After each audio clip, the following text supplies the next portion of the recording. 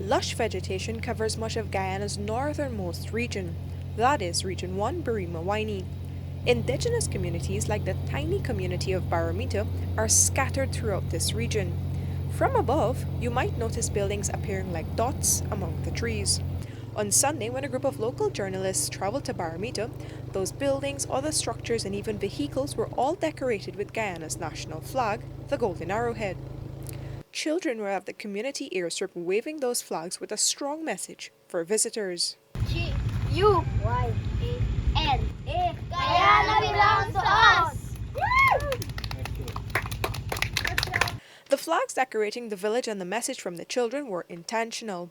Barima, which is about 15 miles from the border with Venezuela, was rejecting an election in that country and celebrating Guyana's independence. Venezuela went ahead with an election on Sunday, a day before Guyana's 59th independence anniversary, for governor and other representatives for Guyana's Essequibo region, despite widespread condemnation and an order against doing so from the International Court of Justice. In Barima, the residents told reporters that no elections or election-related activities like campaigning had taken place. The community's deputy to Shao, Yanita James, was among the residents against the election. Essequibo is Guyana. I ain't gonna allow them to brainwash me neither. We would stand up for ourselves. Village elder Jocelyn Henry echoed similar sentiments, though she expressed herself in her native Carib language. Essequibo, Guyana, ano na tayo na tayo. Guyana tayo, Essequibo na. Guyana, Essequibo, Guyana, ano na. Essequibo belongs to Guyana. The Venezuelan elections had taken place, but in Venezuela, not Guyana. In other border communities in Region 1, like Arakaca, residents spoke to journalists on the fact-finding mission about what was happening. Nobody came, nobody said anything. We didn't even see few Venezuelans, even the few that was around there, most of them moved off.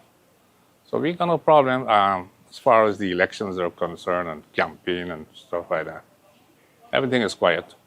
We live well with the few we got, like I said, there's only very few of them. But we live well with them, no problem. But as far as we're concerned, we're not worried with those propagandas. Everybody take very little notice of it. But of course, some other persons are just using it to their advantage. Over in Imbataro, the community that sits at the border with Venezuela, policemen and soldiers were keeping a watchful eye. Soldiers and officers are stationed here and in other border areas. Though the border is constantly patrolled, residents are still uneasy because of Venezuela's aggressions and actions, like conducting the sham election. I feel sad about it because the border then near next to Barima. And this small Matakai need more police and guard through the river and through the road. Guyana's National Security Advisor, Captain Jerry Gavaya, however, addressed these concerns.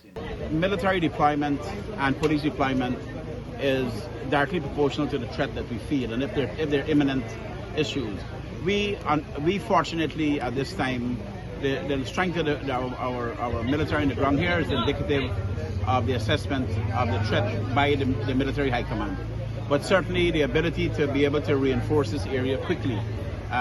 We have soldiers at Port Kaituma and Mabruma, and then we constantly have patrols. Even though you see these here, you have patrols on the borders. You have soldiers moving through the jungle all the time. This is a big jungle area, so this is not about large volumes of troops. This is about having domain awareness of what is happening around us. Captain Gavaya joined journalists for the fact-finding mission to the border communities.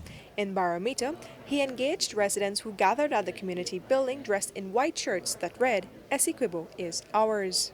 The Essequibo region is internationally recognized as Guyana's territory, and it has been governed by Guyana. But Venezuela for decades has claimed this region. Guyana believes that the border between itself and Venezuela was settled through the 1899 Arbitral Award, and it has taken the border controversy to the International Court of Justice, seeking a final binding ruling reaffirming that arbitral award and essentially reaffirming that Essequibo belongs to Guyana. Though that court case is ongoing, Venezuela has continued to escalate tensions.